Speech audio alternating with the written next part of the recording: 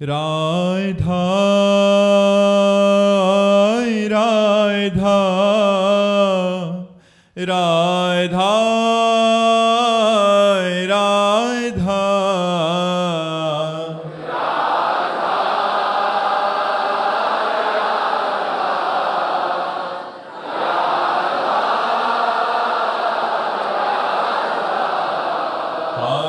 राधा राधा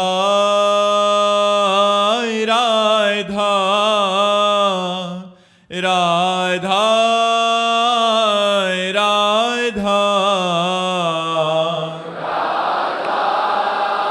हाय राधा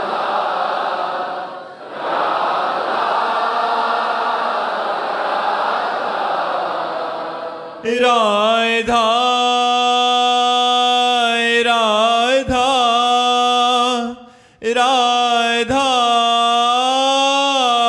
राधा राधा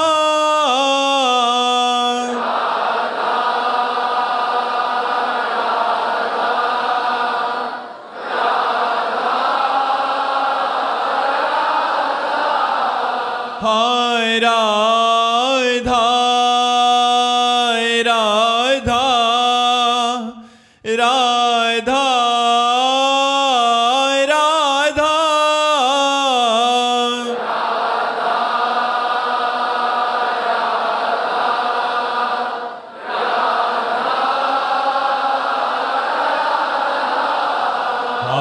राधा राधा राधा राधा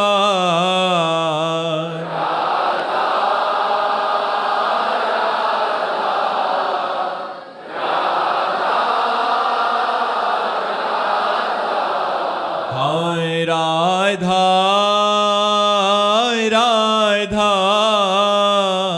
राधा राधा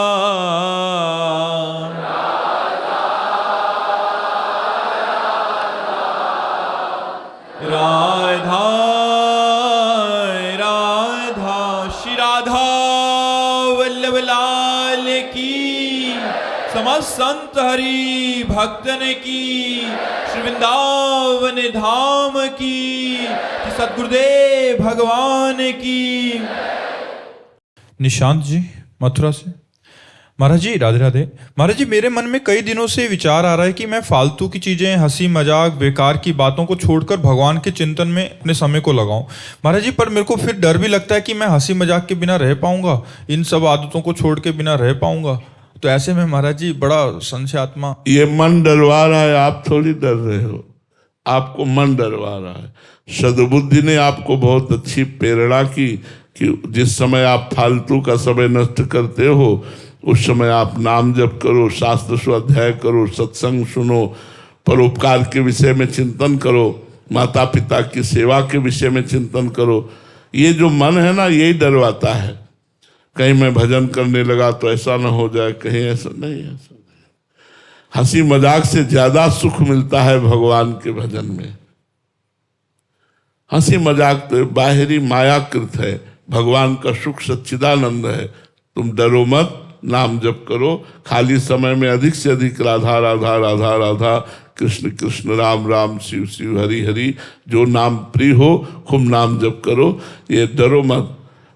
अगर नाम जप करोगे तो भगवान की लीलाओं में हंसी आने लगेगी, परमानंद में बन जाओगे। आप चिंता मत करो, भगवान जैसा दोस्त नहीं कोई है, वो हर समय हमारे अंदर ही बैठे हुए हैं। नाम जप करोगे पता चल जाएगा। शोभा जी राजस्थान से। राधे राधे महाराज जी। महाराज जी प्रतिकूल परिस्थिति में भगवान का सुमिरन तो बना रहता है, किंतु अनुकूल परिस्थिति आने पर वैसा नहीं बनाता। महाराज जी दुख आने पर हमें केवल भगवान का रास्ता ही दिखाई देता है, तो क्या हमें अपने लिए दुख और विपत्ति ही भगवान से मांगनी चाहिए? मांगने की जरूरत नहीं है। दिन और रात्रि एक क्रम है, कभी दिन आता है कभी रात्रि आती है। ऐसे ही शुभ कर्म का फल अनुकूलता आती है तो अशुभ कर्म का फल प्रतिकूलता आती है। तो बहुत अच्छी बात आपने कही कि दुख में, प्रतिकूलता में एकमात्र भगवान का सहारा होता है और भगवान का स्मरण होता है। अनुकूलता में हम भूल जाते हैं। क्यों? क्योंकि अनुकूलता का हम भोग करने लगते हैं, प्रतिकूलता का भोग कर नहीं सकते। क्योंकि दुख है तो भगवान की शरण में जाते कि आनंद सिंधु भगवान अपने शरणागत को दुख से बचा लेंगे, तो उन्हीं को पुकारते हैं, उन्हीं का स्मरण करते हैं। लेकिन जब अनुकूलता मिलती है तो उस अनुकूलता का हम भोग करने लगते हैं। बस ये बात छोड़ना है।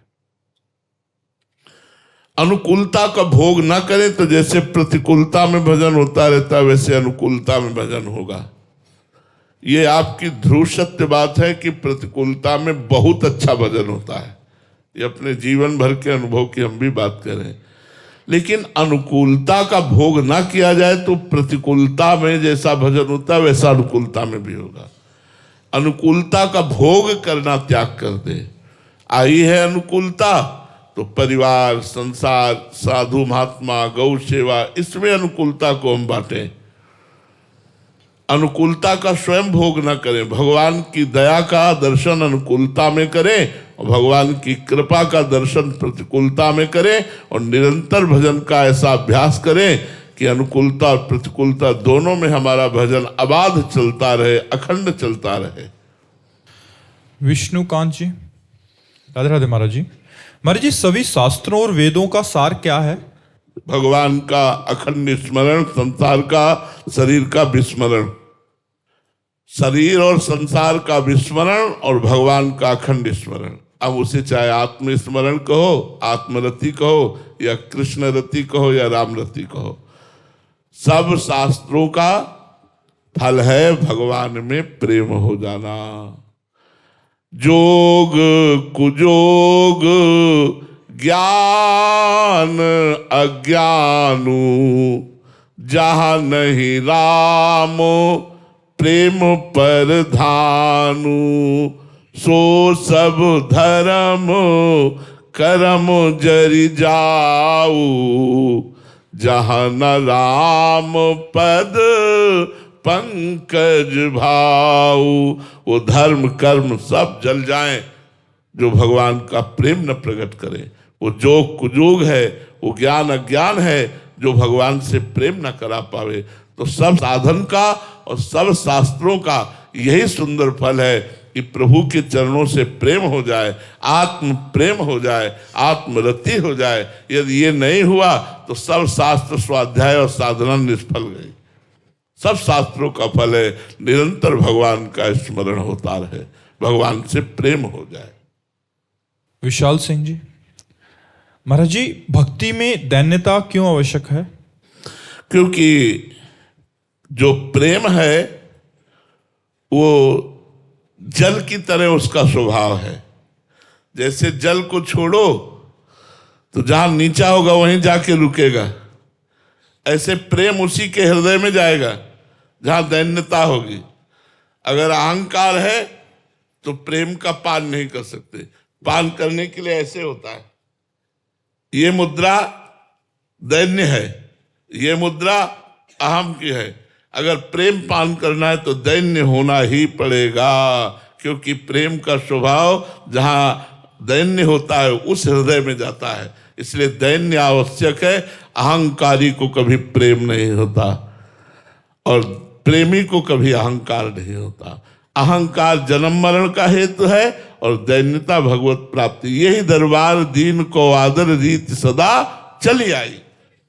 जे दीन प्यारे वेद पुकारे द्रवहु सुश्री भगवाना। जिसे दीन प्यारे है, दैन्यता प्यारी है, भगवान को दैन्यता प्यारी है, इसलिए दैन्य हो तो प्रेम आ जाए। अहंकार को कभी प्रेम नहीं होता। अहंकार तो संस्कृति मूल शूल प्रदनाना, सकल शोक दायक अभिमाना, ताते करें कृपा निधि दूरी, सेवक पर ममता त्रिभुरी। अहंकार को तो दूर भगाओ तभी बात बनेगी। अहंकारी है तो दुख ही दुख है, दूसरों को भी दुख और अपने को भी दुख। विकास जी, जयपुर से, राधे राधे महाराज जी। महाराज जी, भगवान शिव ने श्री रामचरितमानस जी में कहा है कि उमा राम समहित जग माही, गुरु पितु मातु बंधु प्रभु नाही, सुर नर मुनि सबके यह रीति, स्वार्थ लागी करें सब प्रीति। गुरुदेव, सबके लिए कहा, उसमें कोई संशय नहीं, परंतु गुरुदेव के लिए क्यों कहा महाराज जी? ऐसा मन में एक आता है। यहाँ गुरु का शब्द संत सदगुरुदेव से नहीं है, यहाँ सदगुरुदेव से नहीं, यहाँ गुरु का शब्द गुरुजन से है। जो बड़े बूढ़े जन हैं उनको गुरुजन कहते हैं। यहाँ ब्रह्म स्वरूप गुरुदेव से नहीं है, क्योंकि मोते हैं अधिक गुरु ही जिए जानी, उसी रामचरितमानस में लिखा हुआ है। मोते हैं अधिक गुरु ही जिए जानी, मेरे से भी बढ़कर अपने गुरु को जानना चाहिए। भगवान के वचन है, मोते अधिक गुरु ही जिए जानी। जो सदगुरुदेव भगवान हमें नाम मंत्र उपदेश कर रहे हैं, यहाँ उन गुरु का नहीं, ये गुरुजन शब्द का है। बाबा दादा पर बाबा नाना नानी, इन गुरुजन शब्द का है। उमा राम सम हित जग माही, गुरु पितु मातु बंधु को नाही। गुरुजन बाबा दादा नाना पर बाबा आदि, या माता पिता आदि, या कोई रिश्ते नाते, कोई ऐसा नहीं जैसा भगवान कृपा करते हैं, जैसा भगवान प्रेम करते हैं। लेकिन भगवान से भी बढ़कर अगर किसी को पद दिया गया है तो स्वयं भगवान ने कहा, मोते ही अधिक गुरु ही जी जानी, सातों सब मुहिमय जग देखा, और मोते अधिक संत कर लेखा। तो वहाँ संत सदगुरुदेव के लिए नहीं है, वहाँ पूज्य जनों के लिए है, बड़े बुजुर्गों के लिए है। अंशु कुमार जी बिहार से। महाराज जी, विवेक की प्राप्ति कैसे होगी? विवेक हमेशा बना रहे, ये कैसे संभव है? बिन सत्संग विवेक न होई, राम कृपा बिन सुलभ न सोई। बिना सत्संग के विवेक नहीं होता, और बिना भगवान की कृपा के सत्संग नहीं मिलता। यदि हमें रोज सत्संग मिले तो हमारा विवेक जागृत रहे, और विवेक जागृत रहे तो होए विवेक मोह भ्रम भागा, तब रघुनाथ चरण अनुरागा। समस्त विषयों से वैराग्य मोह का नाश ये विवेक करता है, और विवेक सत्संग से होता है, और सत्संग भगवान की कृपा से होता है। इसलिए शास्त्र का स्वाध्याय करो, संतों का संग करो, जिससे तुम्हारा विवेक बढ़े और विवेक नवीन और बलवान बना रहे। जो विषयों को काट करके भगवत प्राप्ति का रास्ता पुष्ट कर दे, उसे विवेक कहते हैं। जो सार असार का हर समय ज्ञान बना रहता है। अविनाश कुमार जी झारखंड से। महाराज जी, साधक के जीवन में ऐसी क्या कमी रह जाती है जिसके कारण वो श्री जी के और पास नहीं पहुंच सकता? भोग, भोगों में प्रियता, इंद्रियों के भोगों की प्रियता के कारण वो प्रियाजू के समीप पहुंच करके भी उनका दर्शन नहीं कर पाता। देखो, वृंदावन धाम प्रियाजू का महल है, वृंदावन के रसिक जन प्रियाजू के निज जन है। शिव विरंच जिस रज की वंदना करते उस रज में हम बैठे हैं, फिर भी हमें प्रियाजू के दर्शन की प्रबल लालसा नहीं, प्रियाजू से मिलने की चाह नहीं, प्रियाजू के मिलन की बात नहीं। क्यों? क्योंकि अभी कोई भोग है ऐसा जो मुझे प्रिय लग रहा है। जिस दिन कोई व्यक्ति, कोई भोग प्रिय नहीं लगेगा, केवल प्रभु लगेंगे, तो विरह पैदा हो जाएगा, और विरह होते ही रोना आएगा, और रोते ही भगवत साक्षात्कार हो जाएगा। जो उस कोट का रोना है आर्त भाव से, तो वो भगवत साक्षात्कार करा देगा। अभी कोई विषय है, कोई व्यक्ति है जो आपके प्यार का विषय है, कोई भोग है ऐसा जो आपको प्यारा लगता है, जब तक कोई वासना, कोई भोग है, तब तक भगवत साक्षात्कार नहीं होता। सुधा मिश्रा जी लखनऊ से। राधे राधे महाराज जी। महाराज जी, काम ही नारी प्यारी जिम, लोभ ही प्रिय जिम दाम, तिम रघुनाथ निरंतर प्रिय लागो मोह राम। महाराज जी, इसका यथार्थ भावार्थ समझना चाहते हैं। कामी पुरुष को कुछ सुहाई नहीं देता है, उसको 56 प्रकार के भोग पाओ उसको अच्छा नहीं लगेगा। उसको स्त्री की चर्चा, स्त्री भोग विलास की बातें, ये उसको बहुत प्राण प्रिय लगती है।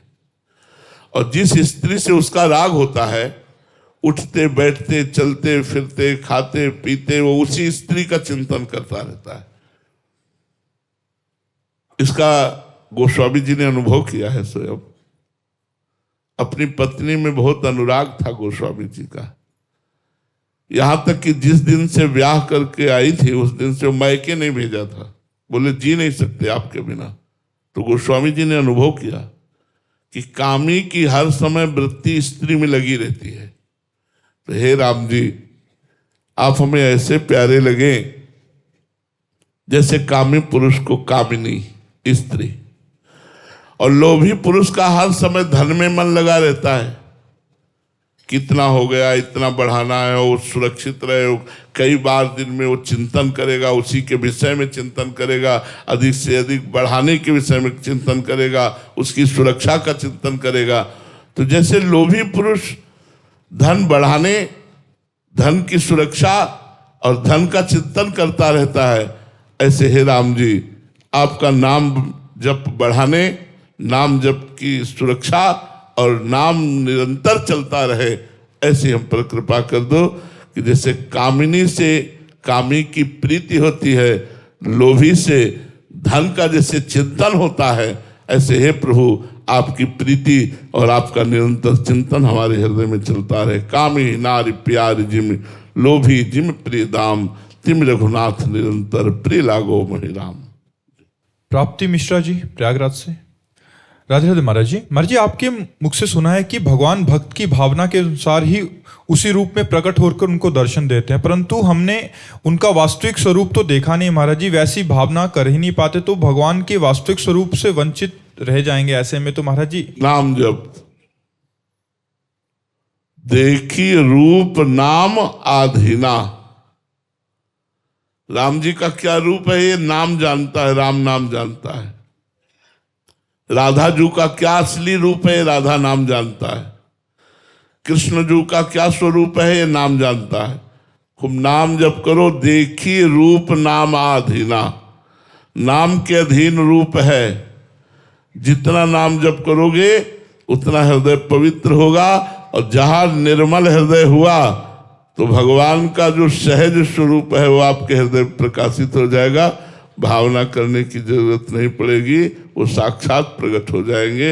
अभी नाम का ध्यान करो, नाम को सुनो, नाम को जपो, नाम का चिंतन करो, नाम से रति करो, तो नाम ही रूप का दर्शन करा देगा। देखिए रूप नामाधीना। स्तुति जी इटावा से। राधे राधे महाराज जी। महाराज जी हम भागवतिक माहौल में रहने का प्रयास कर रहे हैं, बट कपट पाखंड काम क्रोध की प्रवृत्ति महाराज जी अंदर से मन छोड़ ही नहीं रहा। ऐसे में महाराज जी ऐसा लगता है कि धाम में भी रह रहे हैं, फिर कहीं गुरु अपराध या गुरु द्रोह ऐसा बन जाए। डरो मत, डरो मत, डरो मत। अस्पताल में और बढ़िया बढ़िया डॉक्टर, बढ़िया बढ़िया दवा है, डरने की जरूरत नहीं है। जैसे बड़े अस्पताल में पहुंच जाए तो डर नहीं रहता, एक से एक डॉक्टर रहते हैं, एक से एक दवा रहती है। तो ये हम भवरोग की अचूक औषधि का अस्पताल है वृंदावन, और रसिक महापुरुष यहाँ के डॉक्टर है, और उनके उपदेश औषधि है। चाहे जितना सीरियस मरीज हो सब ठीक हो जाएगा। अपराध का तो चिंता मत करो, वृंदावन ऐसे अपराध नहीं मानता अपने वास करने वालों के। जैसे माँ की गोद में बच्चा शौच कर दे तो माँ अपराध नहीं मानती, ऐसे हम वृंदावन धाम में कोई अगर गलती हो जाती है, वृंदावन वासी है, तो वृंदावन प्रभाव सुनो। अपनो ही गुण देत, जैसे बालक मलिन को मात गोद भर लेत। जैसे वो मल लपेटे हुए बालक को माँ गोद में ले लेती है, ऐसे वृंदाटवी माँ अपने शरणागत, अपने अधीन, अपने वास करने वालों के पाप और दोष न देखकर उसे स्वीकार कर लेती है। उनके स्वीकार करते ही प्रिया प्रीतम की प्राप्ति हो जाती है। तो आप डरो मत, नाम जप करते रहो। ये छल कपट काम क्रोध लोभ ये बहुत दूरी तक चलते हैं, ये धीरे धीरे शांत हो जाएंगे। खूब नाम जप करो। मर्ची फिर भी बार बार फिर वही गलती दोहराए मन, तो फिर वृंदावन धाम कोई ऑपरेशन। हम क्या करें, हम तो ऐसे हो जाएंगे। हम क्या करें, हमारे में सामर्थ्य नहीं है। सामर्थ्य होती तो हम सुधार लेते, बार बार वही गलती हमसे हो रही। आप सामर्थ्यशाली हो, आपकी शरण में गलतियों से बचने के लिए तो भागकर आपकी शरण मिली। यदि यहाँ भी गलतियाँ हमारे हृदय को नहीं छोड़ रही तो आप जिम्मेवार हो, हम जिम्मेवार नहीं हैं, हम तो आपकी शरण में हैं। ऐसे हो जाना चाहिए। गौरांग जी। राधे राधे महाराज जी। महाराज जी आपके जीवन में पूज्य उड़िया बाबा जी महाराज की जीवनी और वाणी जी का विशेष योगदान रहा है। गुरुदेव क्षमा करना, पूज्य बाबा की जीवनी और उनकी लीलाओं को समझना अत्यंत कठिन है।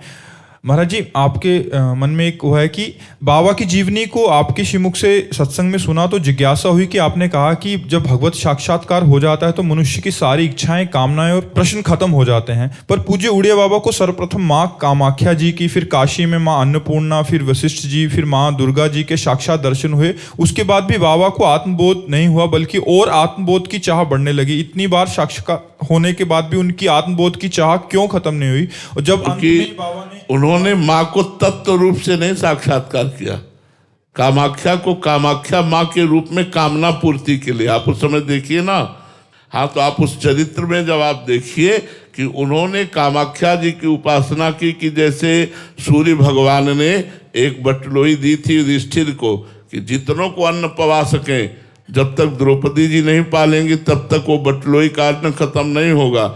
ऐसे मैं कामाख्या की आराधना करके कुछ प्राप्त करूं कि मैं संसार का दुख मिटा सकूं।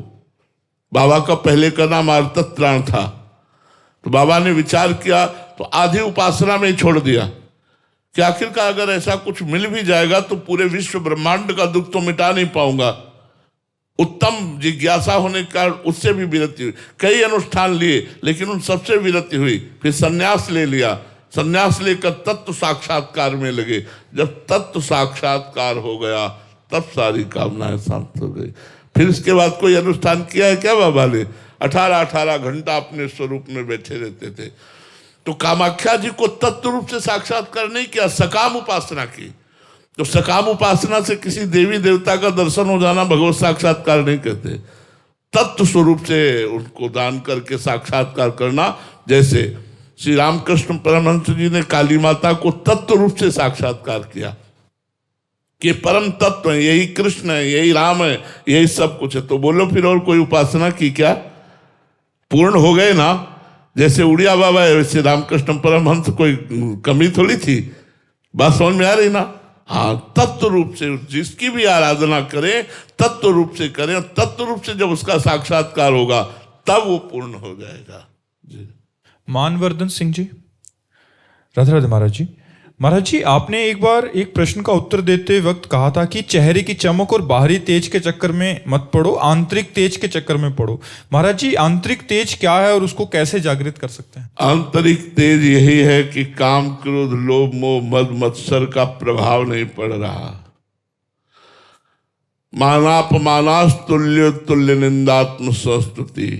मान और अपमान में, निंदा और स्तुति में समान भाव प्राप्त करके, चाहे जैसी परिस्थिति हो अपने प्रभु को नहीं भूल रहा है, चाहे जैसी परिस्थिति हो उस परिस्थिति का गुलाम नहीं बन रहा है, हर समय वो परम स्वतंत्र भगवान के चिंतन में लगा हुआ है।